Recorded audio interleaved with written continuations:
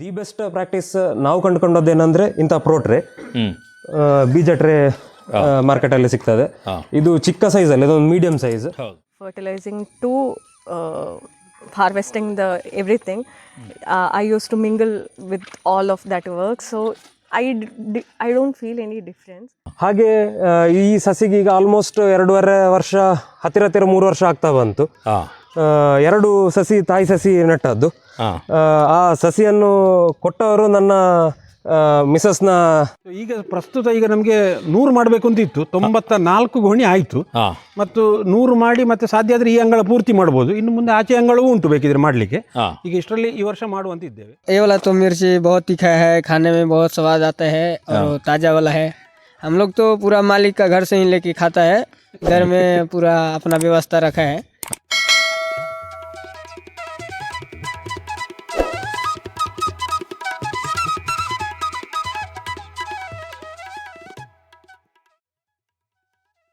ಸಂಪೂರ್ಣ ಸಹಜ ಕೃಷಿ ಯೂಟ್ಯೂಬ್ ಚಾನಲ್ನ ಎಲ್ಲ ವೀಕ್ಷಕರಿಗೂ ನಮಸ್ಕಾರ.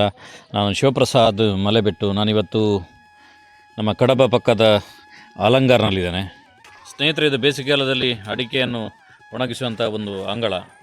ಈಗ ಮಳೆಗಾಲದಲ್ಲಿ ಇದರ ಮಧ್ಯದಲ್ಲಿ ತರಕಾರಿಗೋಸ್ಕರ ರೆಡಿ ಮಾಡಿರುವಂಥ ಸುಂದರವಾಗಿರುವಂಥ ಒಂದು ತರಕಾರಿ ತೋಟ ಆಗಿದ್ದು ಮಾರ್ಪಾಟಾಗಿದೆ. ಒಂದು ಗೋಣಿಯಲ್ಲಿ ಎಲ್ಲ ಗಿಡಗಳನ್ನು ನೆಡಲಿಕ್ಕೆ ಇದಕ್ಕೆ ಎಲ್ಲ ಪ್ಲ್ಯಾನ್ಗಳು ನಡೀತಿದೆ. ಅದರ ಬಗ್ಗೆ ಸ್ವಲ್ಪ ಮಾಹಿತಿಯನ್ನು ಪಡೆಯೋಣ. ನಮ್ಮ ಜೊತೆ ಪ್ರಗತಿಪರ ಕೃಷಿಕರಾಗಿರುವಂಥ ಅರವಿಂದಣ್ಣ ಇದ್ದಾರೆ. ಅರವಿಂದಣ್ಣ ನಮಸ್ತೆ. ನಮಸ್ಕಾರಗಳು.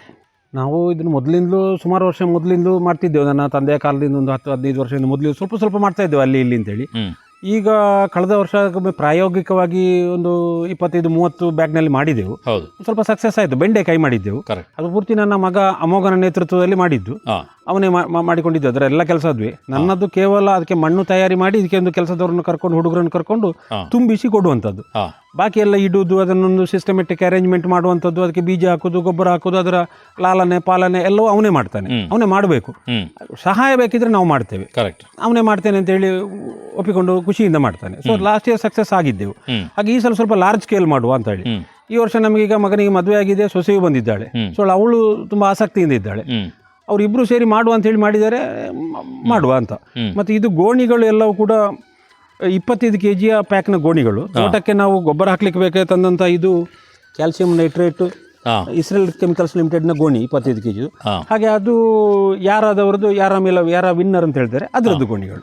ಈ ಗೋಣಿಗಳು 25 kg ಅದರಲ್ಲಿ ಗೊಬ್ಬರ ಬರುವ ಕಾರಣ ಅದು ಅಡಿಕೆ ತುಂಬಿಸ್ಲಿಕ್ಕೆ ಅಥವಾ ಇತರ ಯಾವುದೇ ಕೆಲಸಗಳಿಗೂ ನಮಗೆ ಉಪಯೋಗ ಆಗುವುದಿಲ್ಲ.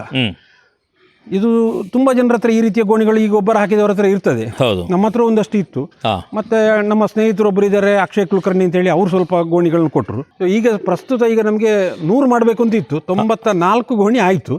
ಮತ್ತು 100 ಮಾಡಿ ಮತ್ತೆ ಸಾಧ್ಯ ಆದರೆ ಈ ಅಂಗಳ ಪೂರ್ತಿ ಮಾಡ್ಬೋದು, ಇನ್ನು ಮುಂದೆ ಆಚೆ ಅಂಗಳವೂ ಉಂಟು ಬೇಕಿದ್ರೆ ಮಾಡಲಿಕ್ಕೆ. ಈಗ ಇಷ್ಟರಲ್ಲಿ ಈ ವರ್ಷ ಮಾಡುವಂತಿದ್ದೇವೆ. ನೀವು ಪ್ರಥಮವಾಗಿ ಒಂದು ಮಾತು ಹೇಳಿದ್ರಿ, ಬೇಸಿಗೆಯಲ್ಲಿ ಎಲ್ಲರೂ ತರಕಾರಿ ಮಾಡ್ತಾರೆ, ಸುಲಭದಲ್ಲಿ ಮಾಡ್ತಾರೆ. ಅಲ್ಲ, ನಮ್ಗೆ ಇಲ್ಲಿ ಬೇಸಿಗೆಯಲ್ಲಿ ಮಾಡ್ಲಿಕ್ಕೆ ಬಹಳ ಕಷ್ಟ ಆಗ್ತದೆ. ಯಾಕಂದ್ರೆ ಬಿಸಿಲು ತುಂಬಾ ಜಾಸ್ತಿ ಇರುವುದರಿಂದ ಸನ್ ಬರ್ನ್ ಅಂತೇಳಿ ಆಗ್ತದೆ, ಸೂರ್ಯಾಘಾತಕ್ಕೆ ಅದು ಸರಿಯಾಗಿ ಬೆಳೆಯುವುದಿಲ್ಲ. ಹಾಗೆ ಕಷ್ಟ ಆಗ್ತದೆ. ನಮಗೆ ಮಳೆಗಾಲವೇ ಸೂಕ್ತ ಅಂತ ಅನಿಸ್ತದೆ. ಅಂದ್ರೆ ನೀರು ಹಾಕುವ ಕೆಲಸ ಇಲ್ಲ, ತನ್ನಿಂದ ನೀರು ಹಾಕುವಂಥದ್ದು ಪ್ರಮುಖ ಕೆಲಸ. ಆ ಕೆಲಸ ಇಲ್ಲದೆ ಮಾಡಬೇಕು ಅಂತ ಹೇಳಿ ನಮ್ಮ ಉದ್ದೇಶ. ಬೇಸಿಗೆಯಲ್ಲಿ ನೀರು ಧಾರಾಳ ಇದ್ರೂ ಕೂಡ ನೀರು ಹಾಕೋದೊಂದು ನಾವು ಮನುಷ್ಯರೇ ಕೈಯಲ್ಲಿ ಮಾಡಬೇಕಾಗ್ತದೆ. ಅದು ನಮ್ಮ ಸಮಯಕ್ಕೆ ಹೊಂದಾಣಿಕೆ ಆಗುದಿಲ್ಲ ಬೇರೆ ಕೆಲಸಗಳ ಜೊತೆಗೆ. ಮತ್ತೆ ಈ ಗೋಣಿಗೆ ನಾವು ಮಿಕ್ಸ್ಚರ್ ಮಾಡಿ ಹಾಕಿದ್ದು ಸುಡುಮಣ್ಣು ಹಾಕಿದ್ದೇವೆ. ಅದರ ಜೊತೆಯಲ್ಲಿ ಸ್ವಲ್ಪ ಕೋಳಿ ಗೊಬ್ಬರ, ಕುರಿ ಗೊಬ್ಬರ ಮತ್ತು ಉಮಿಕರಿ, ಈ 3ರನ್ನು ಮಿಕ್ಸ್ ಮಾಡಿ ತಯಾರು ಮಾಡಿದಂಥ ಮಿಶ್ರಣವನ್ನು ಹಾಕಿಟ್ಟಿದ್ದೇವೆ. ಎಷ್ಟು ಪರ್ಸೆಂಟೇಜ್ ಆಗ್ತಿರೋದು? ಅದು ಪರ್ಸೆಂಟೇಜು ಸಾಧಾರಣ ಒಂದು 5 ಬುಟ್ಟಿ ಮಣ್ಣು, ಒಂದು ಬುಟ್ಟಿ ಪೂರ್ತಿ ಈ ಗೊಬ್ಬರದ ಮಿಕ್ಸ್ಚರನ್ನು ಹಾಕ್ತೇವೆ. ಒಂದು 2-3 ಬುಟ್ಟಿ ಇದು ಸುಡು ಮಣ್ಣನ್ನು ಹಾಕ್ತೇವೆ. ಮತ್ತು ಕೋಕೋಪೀಟ್ ಇತ್ಯಾದಿಗಳನ್ನ ನಾವು ತಯಾರು ಮಾಡ್ತೇವೆ. ಅಂದರೆ ತೆಂಗಿನಕಾಯಿ ಸಿಪ್ಪೆ ಮಾಡಲು ಇತ್ಯಾದಿಗಳು ಸಣ್ಣ ಮೆಷಿನ್ ಉಂಟು, ಅದರಲ್ಲಿ ಹುಡಿ ಮಾಡಿ ನಾವು ತಯಾರು ಮಾಡಿರ್ತೇವೆ. ಸೊ ಕಳೆದ ವರ್ಷ ಹುಡಿ ಮಾಡಿದ್ದನ್ನು ಸ್ವಲ್ಪ ಶೇಖರಿಸಿ ಇಟ್ಟುಕೊಂಡು, ಅದರ ಲಿಗ್ನಿನ್ ಕಂಟೆಂಟ್ ಎಲ್ಲ ಮಳೆಗಾಲದಲ್ಲಿ ಹೋದ ಮೇಲೆ ಸ್ವಲ್ಪ ಶೇಖರಿಸಿ ಇಟ್ಟುಕೊಂಡು ಸ್ವಲ್ಪ ಪೌಡರ್ ರೂಪದ್ದನ್ನು ಅದನ್ನು ಮಿಕ್ಸ್ ಮಾಡ್ತೇವೆ ಇದಕ್ಕೆ. ಅದು ಕೂಡ 1-2 ಅದು ಮಿಕ್ಸ್ ಮಾಡ್ತೇವೆ. ಜೊತೆಯಲ್ಲಿ ನಾವು ಸ್ವಲ್ಪ ಬೇವಿನ ಹಿಂಡಿ, ಏನದು ಕೀಟಾಣುಗಳು ಬೇರಿಗೆ ಬರದ ಹಾಗೆ ಬೇವಿನ ಹಿಂಡಿಯನ್ನು ಮಿಕ್ಸ್ ಮಾಡಿದ್ದೇವೆ ಇದಕ್ಕೆ. ಅದು ಒಂದು 10-20 kg ಅಷ್ಟು ಮಿಕ್ಸ್ ಮಾಡಿ ಪೂರ್ತಿ ಗೊಬ್ಬರವನ್ನು ಮಿಕ್ಸ್ ಮಾಡಿ ತಯಾರು ಮಾಡಿ ಮತ್ತೆ ಇದಕ್ಕೆ ತುಂಬಿಸಿದ್ದು. ಈಗ ಗಿಡ ನೆಟ್ಟ ಮೇಲೆ ಇದಕ್ಕೆ ಬೇರೆ ಏನು ಗೊಬ್ಬರಗಳನ್ನು ಹಾಕ್ತೀರಿ? ಬೇರೆ ಇನ್ನು ಮುಂದೆ ಇದಕ್ಕೆ ನಾವು ನೆಲಕಡಲೆ ಹಿಂಡಿ ತರ್ತೇವೆ. ಒಂದು 100 ಲೀಟರ್ ನೀರಿಗೆ ಒಂದು 5 kg ನೆಲಕಡಲೆ ಹಿಂಡಿ, ಅದು ಮತ್ತೊಂದು 10 kg ಅಷ್ಟು ಸೆಗಣಿ ಅಥವಾ ಗೋಬರ್ ಗ್ಯಾಸ್ ಇದು ಸಿಕ್ಕಿದ ಸೆಗಣಿ ಸ್ಲರಿ, ಇದನ್ನು ನಾವು ಮಿಕ್ಸ್ ಮಾಡಿ 100 ಲೀಟರ್ಗೆ ಇಟ್ಟು ಅದೊಂದು 4 ದಿನ 1 ವಾರ ಅದು ಸ್ವಲ್ಪ ಕಳಿತ ಮೇಲೆ ಗೊಬ್ಬರದ ರೀತಿಯ ಒಂಥರ ಅದರಿಂದ ಒಂದು ಪರಿಮಳ ವಾಸನೆಯು ಬರ್ತದೆ. ಆಮೇಲೆ ಅದನ್ನು 1 ಲೀಟರ್ನಾಗೆ ಹೋಯ್ತಾ ಇರ್ತೇವೆ. ಇದಕ್ಕೆ ಅದನ್ನು ಹೆಚ್ಚು ಕಮ್ಮಿ ಒಂದು ವಾರಕ್ಕೊಮ್ಮೆ ಹೋಗ್ಬೇಕಾಗ್ತದೆ. ಬೆಂಡೆಕಾಯಿಗೆಲ್ಲ ಗೊಬ್ಬರ ತರಕಾರಿಗಳಿಗೆ ಬೇಗ ಬೇಗ ಬೇಕಾಗ್ತದೆ, ಬಹಳ ಬೇಗ ಬೆಳವಣಿಗೆ ಆಗುವಂಥ 3 ತಿಂಗಳಿನ ಒಂದು ಅಲ್ಪಾವಧಿ ಆಯುಷ್ಯ ಇರುವಂಥದ್ದು. ಸೊ ಅದಕ್ಕೆ ನಾವು ಅದನ್ನೇ ಹೆಚ್ಚಾಗಿ ಕೊಡ್ತೇವೆ. ಹೊರತಾಗಿ ನಾವು ಬೇರೆ ಯಾವುದೇ ರಾಸಾಯನಿಕ ಗೊಬ್ಬರದ ಗೋಣಿಯಲ್ಲಿ ಮಾಡಿದ್ರೂ ರಾಸಾಯನಿಕ ಗೊಬ್ಬರ ನಾವು ಕೊಡ್ಲಿಕ್ಕೆ ಹೋಗುವುದಿಲ್ಲ. ಸ್ನೇಹಿತರೆ, ಹೇಗೆ ಇದಕ್ಕೆ ಗ್ರೋ ಬ್ಯಾಗ್ ರೆಡಿ ಮಾಡೋದು ಅನ್ನೋಂಥದ್ದು ಅರವಿಂದಣ್ಣ ತಿಳಿಸಿದರು. ಇದಕ್ಕೆ ಸಾಮಾನ್ಯವಾಗಿ ನಮಗೆ ದೊಡ್ಡ ಸಮಸ್ಯೆ ಇರುವಂಥದ್ದು ನಮ್ಮ ಹತ್ರ ಬೀಜಗಳಿರ್ತದೆ, ಅದು ಮೊಳಕೆ ಬರೋದಿಲ್ಲ, ಗಿಡ ಅದರದ್ದು ಇನ್ಯಾವುದೋ ಕಟ್ಟು ಮಾಡ್ತದೆ, ಹಾಳಾಗ್ತದೆ ಅಂತೇಳಿ. ಅದಕ್ಕೊಂದು ಅತ್ಯುತ್ತಮವಾಗಿರುವಂಥ ವಿಧಾನವನ್ನು ಅರವಿಂದಣ್ಣವ್ರ ಮಗ ಅಮೋಘ್ ಅವರು ನಮಗೆ ತಿಳಿಸ್ತಾರೆ. ಬನ್ನಿ ಅವ್ರ ಜೊತೆ ಮಾತಾಡುವ. 2 ವಿಧದಲ್ಲಿ ಮಾಡ್ಬೋದು. ಒಂದು ಸೀದಾ ಈಗ ಏನು ತೋರಿಸಿದ ಗ್ರೋ ಬ್ಯಾಗ್ ಅಥವಾ ಗೋಣಿಚೀಲ ಏನಿದೆ ಅದರಲ್ಲಿ ಸೀದಾ ಮಣ್ಣು ತಯಾರು ಮಾಡಿ ಬೀಜ ಹಾಕಿ ತನ್ನಂತಾನಾಗಿ ಹುಟ್ಟುತ್ತದೆ, ಆಗ್ತದೆ. ಬಟ್ ಅದರಲ್ಲಿ ಸಮಸ್ಯೆ ಏನಂದರೆ ಈ ಮುಂಗಾರಿನ ಮಳೆ ತೀಕ್ಷ್ಣತೆಗೆ ಮಣ್ಣಿನಲ್ಲಿರುವ ಸೂಕ್ಷ್ಮ ಹೊಯ್ಗೆ ಅಂಶ ಆಗಿರ್ಬೋದು ಅಥವಾ ಮಣ್ಣೆ ಆಗಿರ್ಬೋದು, ಈ ಇಷ್ಟಿಷ್ಟು ಚಿಕ್ಕ ಸಸಿಗಳಿಗೆ ಸಿಡಿತದೆ. ಸಿಡಿದು ಇಲ್ಲಿ ಮೊದಲಿನಾಗಿ ಈ ಎಲೆ ಮತ್ತು ಇದರ ಈ ಎಳೆಯ ದಂಡು ಏನಿರ್ತದೆ, ಎಳೆಯ ಕಾಂಡ ಏನಿರ್ತದೆ ಅದನ್ನು ತೂತು ಮಾಡ್ತದೆ. ತೂತು ಮಾಡಿ ಅಲ್ಲಿಂದ ರೋಗ ಶುರು ಆಗ್ತದೆ ಅಥವಾ ಕೊಳೆ ರೋಗ ಕೊಳೆದು ಹೋಗ್ತದೆ. ಮಾಯಿಶ್ಚರ್ ಜಾಸ್ತಿ ಇರೋ ಕಾರಣ ಕೊಳ್ತು ಹೋಗ್ತದೆ, ಸತ್ತೋಗ್ತದೆ. ಹಾಗಾಗಿ ದಿ ಬೆಸ್ಟ್ ಪ್ರಾಕ್ಟೀಸ್ ನಾವು ಕಂಡುಕೊಂಡದ್ದೇನೆಂದ್ರೆ ಇಂಥ ಪ್ರೋಟ್ರೆ ಬೀಜ ಟ್ರೇ ಮಾರ್ಕೆಟಲ್ಲಿ ಸಿಗ್ತದೆ. ಇದು ಚಿಕ್ಕ ಸೈಜಲ್ಲಿ, ಇದೊಂದು ಮೀಡಿಯಂ ಸೈಜ್. ಚಿಕ್ಕ ಸೈಜಲ್ಲಿ ಮಾಡಿದ್ರೆ ಏನಾಗ್ತದೆ ಅಂತ ಹೇಳಿದ್ರೆ ಒಂದು ಬೇರು ತುಂಬಿಕೊಳ್ತದೆ, ಬೇಗ ತುಂಬಿಕೊಳ್ತದೆ. ಗಿಡ ಬೆಳವಣಿಗೆ ಜಾಸ್ತಿ ಆಗೋದಕ್ಕಿಂತ ಮೊದಲೇ ತೆಗೆದು ನೆಡಬೇಕಾದ ಪರಿಸ್ಥಿತಿ ಬರ್ತದೆ.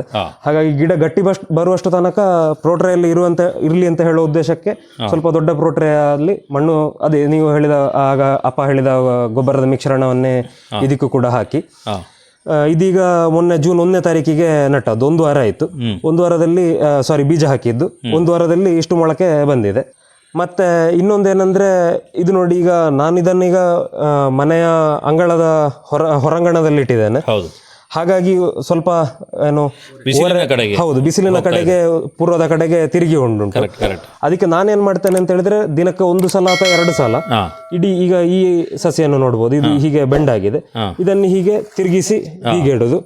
ಇಲ್ಲದಿದ್ರೆ ಸಸಿ ತುಂಬಾ ಓರೆ ಬರ್ತದೆ, ನಡುವಾಗ ಸ್ವಲ್ಪ ಸಮಸ್ಯೆ ಆಗ್ತದೆ. ಹಾಗಾಗಿ ದಿನಕ್ಕೆ 1 ಸಲ 2 ಸಲ ತಿರುಗಿಸ್ತಾ ಇರೋದು. ಮತ್ತೆ ನೀರು ಕೂಡ ಅಷ್ಟೇ, ಇದಕ್ಕೆ ಇಂಥದ್ದೊಂದು ಗಾರ್ಡನ್ ಸ್ಪ್ರೇಯರ್ ಒಂದು ಇಟ್ಕೊಂಡಿದ್ದೇನೆ. ಇದರಲ್ಲಿ ಹೀಗೆ ಹನಿ ಎಷ್ಟು ಫೈನ್ ಹನಿ ಬೀಳಿಸ್ಲಿಕ್ಕೆ ಆಗ್ತದೆ ಅಷ್ಟು ಹೀಗೆ ಫೈನ್ ಆಗಿ ಬಿಡುವಂತದ್ದು. ಮೇಲ್ಗಡೆಯಿಂದ ಆರಿಸಿದ್ರೆ ಎಲ್ಲ ಕಿತ್ತೆ ಹೋಗ್ಬೋದು. ಹೌದು ಹೌದು, ಕೈಯಲ್ಲಿ ಈಗ ತಳಿಲಿಕ್ಕೆ ಹೊರಟರು ಕೂಡ ಜಾಸ್ತಿ ಆಗ್ತದೆ. ಇದರಲ್ಲಿ ಆದ್ರೆ ಈಗ ಎಷ್ಟು ಬೇಕಷ್ಟು ಈಗ ನಿಧಾನಕ್ಕೆ ಹೀಗೆ ಪ್ರತಿಯೊಂದು ಗಿಡದ ಬುಡಕ್ಕೂ ಕೂಡ ಹೀಗೆ ಹಿಡಿಲಿಕ್ಕೆ ಆಗ್ತದೆ. ಹಾಗಾಗಿ ಈ ಒಂದು ಉಪಾಯವನ್ನು ಕಂಡುಕೊಂಡಿದ್ದೇವೆ. ಬೇರೆ ಏನು ತರಕಾರಿಗಳನ್ನು ಸಿದ್ಧತೆ ಮಾಡ್ಕೊಂಡಿದ್ರಿ ಮಳೆಗಾಲಕ್ಕೆ? ಬೇರೆ ಈ ಸಲ ಕಳೆದ ಸಲ ನಾವು ನೋಡಿದ ಹಾಗೆ, ಕಳೆದ ವರ್ಷ ನೋಡಿದ ಹಾಗೆ ಈ ಸಲ ಕೂಡ ಹಳದಿ ಅಂದ್ರೆ ಅರಿಶಿನವನ್ನು ಮಾಡಿದ್ದೇವೆ. ಅದರಲ್ಲಿ 2 ವೆರೈಟಿ ಅರಿಶಿನ ಉಂಟು. ಒಂದು ನಮ್ಮ ಊರಿನ ಲೋಕಲ್ ವೆರೈಟಿ ಅಂತ ಏನ್ ಹೇಳ್ತೇವೆ, ಚಿಕ್ಕ ಬರ್ತದೆ ಸ್ಥಳೀಯ ವೆರೈಟಿ ಅರಿಶಿನ. ಮತ್ತಿನ್ನೊಂದು ಲಾಕೋಡೊಂಗ್ ಅಂತ ಹೇಳ್ತಾರೆ, ಅದು ಮೇಘಾಲಯದ ತಳಿ, ಈಗೀಗ ಪ್ರಸಿದ್ಧಿ ಪಡ್ಕೊಳ್ತಾ ಉಂಟು. ಅದು ನಮ್ಮ ಸ್ನೇಹಿತರಾದ ಬಲ್ಲಳಿಕೆ ಉದಯಶಂಕರ ಭಟ್ರವರು ನೀಡಿದ್ದಾರೆ. ಸೊ ಅದನ್ನು ಕೂಡ ಮಾಡಿದ್ದೇವೆ. ಮತ್ತೆ ಇನ್ನು ಇವತ್ತು ತಾನೇ ಈಗ ಚಪ್ಪರ ರಿನೋವೇಷನ್ ಆಯಿತು. ಚಪ್ಪರದಲ್ಲಿ ಇನ್ನೀಗ ಚಕ್ಕರ್ಪೆ ಅಥವಾ ಮುಳ್ಸೌತೆ ಅಂತ ಏನ್ ಹೇಳ್ತೇವೆ ಅದನ್ನು ಮಾಡ್ಲಿಕ್ಕೆ ಉಂಟು. ಮತ್ತೆ ಹೀರೆಕಾಯಿ ಮಾಡ್ಲಿಕ್ಕೆ ಉಂಟು. ಹಾಗೆ ಹಾಗಲಕಾಯಿ ಒಂದು ಚಿಕ್ಕ ಚಪ್ಪರದಲ್ಲಿ ಈಗಾಗಲೇ ಉಂಟು. ಬೂದುಗುಂಬಳ ಮಾಡ್ತಾ ಇದ್ದೇವೆ. ಅಲಸಂಡೆ ಮಾಡ್ಲಿಕ್ಕೆ ಉಂಟು. ಕೆನೆ ಅಥವಾ ಇದನ್ನು ಸುವರ್ಣಗೆಡ್ಡೆ ಅಂತ ಹೇಳ್ತೇವೆ, ಅದು ಕೂಡ ಮಾಡಿದ್ದೇವೆ. 10-15 ವೆರೈಟಿಯನ್ನು ಮಾಡ್ತೀವಿ. ಹೌದು, ಇದು ಸುವರ್ಣಗೆಡ್ಡೆ ಅಥವಾ ಲೋಕಲ್ ಲ್ಯಾಂಗ್ವೇಜ್ ಅಲ್ಲಿ ಕೆನೆ ಅಂತ ಹೇಳ್ತೇವೆ ನಾವು. ಇದನ್ನು ಪರ್ಟಿಕ್ಯುಲರ್ಲಿ ನಾವು ಇಲ್ಲೇ ನೆಟ್ಟದ್ದು ಯಾಕೆಂದ್ರೆ ದೊಡ್ಡ ದರೆ, ಒಂದು 30 ಫೀಟ್ ಆಳ ಉಂಟು. ಈ ದರೆಯಲ್ಲಿ ಇದು ಇಲ್ಲಿ ಒಂದು ಸ್ಟೆಪ್ನಾಗೆ ಮಾಡಿದ್ದೇವೆ ನಾವು. ಈ ಸ್ಟೆಪ್ ಯಾಕೆ ಮಾಡೋದು ಅಂತ ಹೇಳಿದ್ರೆ, ಇದು ಸಾಂಪ್ರದಾಯಿಕವಾಗಿ ಮಾಡುವಂಥ ಒಂದು ಕ್ರಮ. ಇದು ಹಂದಿಗಳು ಗಡ್ಡೆ ತರಕಾರಿಗಳ ಹಂದಿಗಳು, ಕಾಡಹಂದಿಗಳು ವಿಪರೀತ ಉಪದ್ರ ಕೊಡ್ತವೆ, ಅದನ್ನು ತಿಂತವೆ. ಅದಕ್ಕೋಸ್ಕರ ಈ ಮೇಲಿಂದ ಹಂದಿಗಳಿಗೆ ನೆಗೆದು ಬರಲಿಕ್ಕೆ ಆಗುದಿಲ್ಲ. ಮತ್ತು ಇಲ್ಲಿ ಕೆಳಗಿನಿಂದ ಹೇಗಿದ್ರೂ ಬರ್ಲಿಕ್ಕೆ ಆಗೋದಿಲ್ಲ. ಅಥವಾ ಆಚೆ ಕಾಡು ಉಂಟು, ಅಲ್ಲಿಂದ ಬರುವಂಥದ್ದು ಹಂದಿಗಳು. ಹೌದು. ಅದಕ್ಕೆ ಬರ್ಲಿಕ್ಕೆ ಆಗದ ಜಾಗದಲ್ಲಿ ಮಾಡಬೇಕಲ್ಲ, ಆ ಉದ್ದೇಶಕ್ಕೆ ಈ ಒಂದು ಸ್ಟೆಪ್ನಲ್ಲಿ ಮಾಡುವಂಥದ್ದು. ಹೆಚ್ಚಾಗಿ ಇದರಲ್ಲಿ ಗಡ್ಡೆ ತರಕಾರಿಗಳನ್ನೇ ಮಾಡೋದು. ಈಗ ಇದರಲ್ಲಿ ನಾವು ನೆಟ್ಟದ್ದು ಅಂತ ಹೇಳಿದ್ರೆ ಇಲ್ಲಿ ಸುವರ್ಣಗೆಡ್ಡೆ ನೆಟ್ಟಿದ್ದೇವೆ. ಸ್ವಲ್ಪ ಮೊದಲೇ ಇತ್ತು ಇದರಲ್ಲಿ ನಾವು ಹೌದು ತುಂಬಾ ವರ್ಷದಿಂದ ಮಾಡ್ತಾ ಇದ್ದೇವೆ. ಹೆಚ್ಚು ಕಮ್ಮಿ ಒಂದು 10-20 ವರ್ಷದಿಂದ ಅಲ್ಲೇ ಬೀಜಗಳನ್ನು ಹಾಕ್ತೀರಾ ಅಂತ ನೀವಲ್ಲ ತೆಗೆದ ಮೇಲೆ? ಹೌದು, ಕೆಲವು ನಾವು ಬೀಜಗಳನ್ನು ಇಟ್ಟುಕೊಳ್ತೇವೆ, ಬೀಜಗಳಾಗಿ ಅನ್ನು ಹಾಕ್ತೇವೆ. ಒಂದು 20 ವರ್ಷದಿಂದ ಮಾಡ್ತಾ ಇದ್ದೇವೆ. ಮೇ ಬಿ ಹೆಚ್ಚು ಕಮ್ಮಿ ಒಂದು 20-25 ವರ್ಷವೇ ಆಯ್ತು. ಒಳ್ಳೆ ಗೆಡ್ಡೆ ಆಗ್ತದೆ. ನಮ್ಮ ಮನೆ ಖರ್ಚಿಗೆ ತಕ್ಕ ಸಾಕಲ್ಲ. ತುಂಬಾ ದೊಡ್ಡದಾದ್ರೆ ನಮಗೆ 4 ದಿವಸ ಅದನ್ನೇ ಊಟ ಮಾಡಬೇಕು. ಅದಕ್ಕಿಂತ ಸಣ್ಣದ ಒಂದು ಪದಾರ್ಥಕ್ಕೆ ಆಗುವಷ್ಟೇ, ಒಂದು ಸಾಂಬಾರಿಗೆ ಆಗುವಷ್ಟೇ ದೊಡ್ಡದಾದ್ರೆ ಕ್ಷೇಮ. ಕರೆಕ್ಟ್. ಏನು ಚಪ್ಪರ ರೆಡಿ ಆಯ್ತು ಅಂತ ಹೇಳಿದೆ. ಇದು ಕಳೆದ ಸಲವೂ ಕೂಡ ಹೇಳಿದ್ದೆ, ಈ ಸಲ ವಾಪಸ್ ನೆನಪಿಗೆ ಹೇಳ್ತಾ ಇದ್ದೇನೆ ಅಥವಾ ಹೊಸ ವೀಕ್ಷಕರಿಗೆ ಹೇಳ್ತಾ ಇದ್ದೇನೆ. ಚಪ್ಪರ ಇದೀಗ ಕಬ್ಬಿಣದ ಕಂಬದಲ್ಲಿ ಮಾಡಿರುವಂಥ ಚಪ್ಪರ, ಪೋರ್ಟೇಬಲ್ ಚಪ್ಪರ ಅಂತ ಹೇಳ್ಬೋದು. ಅಂದರೆ ಇದಕ್ಕೊಂದು ಸ್ಟ್ಯಾಂಡ್ ಮಾಡಿದ್ದೇವೆ, ಕಬ್ಬಿಣದ ಸ್ಟ್ಯಾಂಡ್, 2 ಸ್ಟ್ಯಾಂಡ್ ಉಂಟು, ಮೇಲೆ ಕಬೆ ಹಾಗೆ ಉಂಟು. ಹಾಗಾಗಿ ಇದು ಕೂಡ ಕಬ್ಬಿಣದ ಪೈಪೆ. ಅದರಲ್ಲಿ ಹಿಂದೆ ಆ ಕಂಬಗಳಿಗೆ ಕಾಳುಮೆಣಸು ಕಂಬ, ಹೌದು, ಕಾಳುಮೆಣಸು ಮಾಡ್ಲಿಕ್ಕೆ ಅಂತ ಕಂಬ ಮಾಡಿದ್ದೇವೆ. ಆ ಕಂಬಕ್ಕೆ ಹುಕ್ ಮಾಡಿ ಆ ಹುಕ್ಕಿನಲ್ಲಿ ಈ ಕಂಬ ನೇತುಕೊಂಡುಂಟು ಹಿಂದೆ ಬದಿಯಲ್ಲಿ, ಮುಂದೆಗಡೆಯಲ್ಲಿ ಈ ಸ್ಟ್ಯಾಂಡ್ನಲ್ಲಿ ಉಂಟು. ಹಾಗಾಗಿ ಇಂಥದ್ದು 4 ಮಾಡಿದ್ರೆ ಜಾಲಿನ ಮಧ್ಯದಲ್ಲಿ ಬೇಕಿದ್ರೂ ಮಾಡ್ಬೋದು ಅಥವಾ ಎಲ್ಲಿ ಬೇಕಿದ್ರೂ ಮಾಡ್ಬೋದು. ಹಾಗಾಗಿ ಪೋರ್ಟೇಬಲ್ ಕಂಬ, ಪೋರ್ಟೇಬಲ್ ಚಪ್ಪರ. ಹಾಗೆ ಇದಕ್ಕೆ ಮೇಲೆ ಸಪೋರ್ಟಿಗೆ ಬೇಕಿ ಅಡಿಕೆ ಮರದ, ತುಂಡಾದ ಅಡಿಕೆ ಮರ ಅಥವಾ ಹಳೆ ಅಡಿಕೆ ಮರದ ಸಲಕೆಯನ್ನು ಹಾಕಿದ್ದೇವೆ. ಇದು ಹೆಚ್ಚಾಗಿ 2 ವರ್ಷಕ್ಕೊಮ್ಮೆ ಚೇಂಜ್ ಮಾಡಲಿಕ್ಕೆ ಸಿಗ್ತದೆ ನಮಗೆ, ಅಂದರೆ 2 ವರ್ಷ ತನಕ ಬಾಳಿಕೆ ಬರ್ತದೆ. ಇದಂತೂ ಇಲ್ಲೇ ಇರ್ತದೆ. ಮೇಲಿಂದ ಕಸ ತೆಗೆದು ಅಥವಾ ಸತ್ತ ಹಳೆ ಕೃಷಿಯ ಗಿಡದ ಬಳ್ಳಿಗಳನ್ನು, ಸತ್ತ ಎಲೆಗಳನ್ನು ತೆಗೆದು ಹೀಗೆ ಚಂದ ಮಾಡಿ, ಇದು ಇವತ್ತು ಮಾಡಿದಷ್ಟೇ. ಹಾಗಾಗಿ ಇದನ್ನು ಸ್ವಚ್ಛಗೊಳಿಸಿ ವಾಪಸ್ ಇದರಲ್ಲಿ ಈಗ ಬೆಡ್ ತಯಾರು ಮಾಡಿದ್ದೇವೆ. ಇದರಲ್ಲಿ ಈಗ ವಾಪಸ್ ತಯಾರು ಮಾಡ್ತೇವೆ. ಕಳೆದ ಬಾರಿ ಇದಕ್ಕೆ ಅವರೇ ಹಾಕಿದ್ರಲ್ಲ? ಹೌದು, ಕತ್ತಿಯ ಬೇರೆ ಕಳೆದ ಸಲ ಒಂದು ಸ್ವಲ್ಪ ಲಾಂಗ್ ಟರ್ಮ್ ಕ್ರಾಪ್ ಅಂತ ಅದು ನಾವು ಡಿಸೈಡ್ ಮಾಡಿದ್ದೇವೆ. ಅಂದ್ರೆ ಬೇಗ ಸಾಯುವುದಿಲ್ಲ ಅದು. ಹಾಗಾಗಿ ಕಳೆದ ಸಲ ಅದನ್ನು ಸ್ವಲ್ಪ ತಿಂದು ಸಾಕಾಯ್ತು. ಹಾಗೆ ಈ ಸಲ ಒಂದು ಗ್ಯಾಪ್ ಕೊಡುವಂತ ಕತ್ತಿಯ ಬೇರೆ ಈ ಸಲ ಮಾಡ್ಲಿಲ್ಲ. ಅದರಲ್ಲಿ ಕತ್ತಿಯವರೆಯಲ್ಲಿ ನಾನು ನಿಮ್ದೇ ಅಂತೇಳಿ, ನಿಮ್ಮ ವೆರೈಟಿ ಅಂತೇಳಿ ಎಣ್ಣೆಯಲ್ಲಿ ತಂದು ಹಾಕಿರೋದು. ನಮ್ಮಲ್ಲಿ ಕೆಂಪಾಗಿದೆ, ಒಳಗಡೆ ಕೆಂಪು ಬೀಜ, ನಮ್ಮದು ಬಿಳಿ ಆಗಿದೆ. ಎರಡು ಇದೆ ನನ್ನ ಹತ್ರ, ಅದರಲ್ಲಿ ಕೆಂಪಾಗಿದೆ ನಮ್ಮಲ್ಲಿ. ಬೆಂಡೆ ಇದೀಗ ಮಾಡಿಯಾಗಿದೆ. ಈಗ ಕಾರಣಾಂತರಗಳಿಂದಾಗಿ ಇದನ್ನು ಸಮಯದಲ್ಲಿ ಕೊಯ್ಲಿಕ್ಕಾಗದೆ ಈಗ ಬೆಳೆದಾಗಿದೆ. ಇನ್ನು ಬಿತ್ತಿಗೆ ಬಿಡ್ಬೇಕಷ್ಟೇ. ಇದು ಆ ಹಿಂದೆ ಪಪ್ಪಾಯಿ ಗಿಡ ಕಾಣಿಸ್ತಾ ಉಂಟಲ್ಲ, ಅದರ ಪಕ್ಕದಲ್ಲಿ ಇತ್ತು ಮೊದಲು ಇದರ ತಾಯಿ ಗಿಡ. ಅದು ಕಾರಣಾಂತರಗಳಿಂದ ಸತ್ತೋಯ್ತು. ಹಾಗೆ ಅದರಲ್ಲಿ ಬೀಜ ತೆಗೆದಿಟ್ಟಿದ್ದು ಮಾಡಿದ್ದೇವೆ, ಆಗ್ಲಿಕ್ಕೆ ಶುರುವಾಗಿದೆ. ತಾಯಿ ಏನ್ ಹೆಸರು ಇದಕ್ಕೆ? ಥಾಯ್ ಗೋಲ್ಡನ್ ಪಪ್ಪಾಯ ಅಂತ ಹೇಳ್ತಾರೆ. ಥಾಯ್ ಗೋಲ್ಡನ್, ನೋಡಿ, ಥೈಲ್ಯಾಂಡ್ ಗೋಲ್ಡನ್ ಪಪ್ಪಾಯ ಅಂತ. ಥೈಲ್ಯಾಂಡ್ ಇದು ಗೋಲ್ಡನ್ ಪಪ್ಪಾಯಿ. ಒಳ್ಳೆ ರುಚಿ ಉಂಟು ಇದಕ್ಕೆ, ಒಳ್ಳೆ ರುಚಿ ಇದೆ, ಸೂಪರ್ ಇದೆ. ಹೌದು. ಇದು ಯಾವ ವೆರೈಟಿ ಗೆಣಸು ಇದು? ಇದರಲ್ಲಿ 2 ವೆರೈಟಿ ಗೆಣಸು ಉಂಟು. ಒಂದು ನಮ್ಮ ಸ್ಥಳೀಯ ವೆರೈಟಿ ಗೆಣಸು, ಹೌದು, ಸಿಹಿ ಗೆಣಸು. ಮತ್ತಿನ್ನೊಂದು ಆರೆಂಜ್ ಕಲರ್ ಅಲ್ಲಿ ಬರ್ತದೆ, ಕೇಸರಿ ಬಣ್ಣದಲ್ಲಿ ಬರುವಂತ ಗೆಣಸು. ಹಾಗೆ ಅದು 2 ಒಳಗಡೆ ಆರೆಂಜ್ ಕಲರ್. ಹೌದು, ಗೆಡ್ಡೆ ಆರೆಂಜ್ ಕಲರ್, ಹೊರಗಿಂದ ಮಾತ್ರ ಸಿಪ್ಪೆ ಆರೆಂಜ್ ಕಲರ್ ಅಲ್ಲಿ ಇರ್ತದೆ. ಅಲ್ಲ, ಒಳಗಡೆ ಕ್ಯಾರೆಟ್ ನ ಟೈಪ್ ಅಲ್ಲಿ ಇರುವಂತದ್ದು ಸಿಹಿ ಗೆಣಸು ನನ್ನ ಹತ್ರ ಇದೆ. ಇನ್ನೊಂದು ಸ್ವಲ್ಪ ಬರೋ ನಿಮ್ಗೆ ಕೊಡ್ತೇನೆ. ಆಗ್ಬೋದು. ಈ ಒಂದು ವೆರೈಟಿಯ ಮೆಣಸು, ಇದನ್ನು ಗಾಂಧಾರಿ ಮೆಣಸು ಅಂತ ಹೇಳ್ತೇವೆ. ನೋಡಿ, ಚಿಕ್ಕ ಕಕ್ಕೆ ಗಾಂಧಾರಿ ಅಂತ ಏನು ಇಲ್ಲಿ ಲೋಕಲ್ ಅಲ್ಲಿ ಹೇಳ್ತೇವೆ, ಅದಲ್ಲ. ಅದರಿಂದ ಉದ್ದ ಉಂಟು, ಬೆರಳು ಅಳತೆ ನೋಡ್ಬೋದು. ಇದೀಗ ಸ್ವಲ್ಪ ಎಳೆಯದುಂಟು. ಇದು ಬೆಳೆದಾಗ ಹತ್ತಿರ 1 ಬೆರಳು ಉದ್ದಕ್ಕೆ ತನಕ ಬರ್ತದೆ. ಇದರಲ್ಲಿ ನೋಡ್ಬೋದು, 1 ಬೆರಳು ಉದ್ದ ಹತ್ತಿರ ಬರ್ತದೆ. ಹಾಗೆ ಈ ಸಸಿಗೆ ಈಗ ಆಲ್ಮೋಸ್ಟ್ 2.5 ವರ್ಷ, ಹತ್ತಿರ 3 ವರ್ಷ ಆಗ್ತಾ ಬಂತು. 2 ಸಸಿ, ತಾಯಿ ಸಸಿ ನೆಟ್ಟದ್ದು. ಆ ಸಸಿಯನ್ನು ಕೊಟ್ಟವರು ನನ್ನ ಮಿಸಸ್ನ ತಂದೆ ತಾಯಿ, ನನ್ನ ಮಿಸಸ್ನ ಮನೆಯಿಂದ ತಗೊಂಡು ಬಂದದ್ದು. 3 ವರ್ಷ ಆಯಿತು. ಇವರು ನಮ್ಮ ತೋಟದ ಕಾರ್ಮಿಕರು, ಜಾರ್ಖಂಡ್ನವರು. ಇವರಿಗೆ ಈ ಮೆಣಸು ಅತ್ಯಂತ ಪ್ರೀತಿ. ಅಂದ್ರೆ ಇದು ಸಿಕ್ಕಾಪಟ್ಟೆ ಉರಿಕಾರ ಉಂಟು. ಹಾಗಾಗಿ ಅವರಿಗೆ 2 ಖುಷಿ ಆಗ್ತದೆ. ಒಂದು, ಮೆಣಸಿಗಾಗಿ ದುಡ್ಡು ಖರ್ಚು ಮಾಡಬೇಕು ಅಂತ ಇಲ್ಲ. 2ನೇದ್ದು, ಅವರಿಗೆ ಖಾರ ಪ್ರಿಯರು. ಹಾಗಾಗಿ ಖಾರಕ್ಕೂ ಸಹ ಇದೇ ಆಗ್ತದೆ.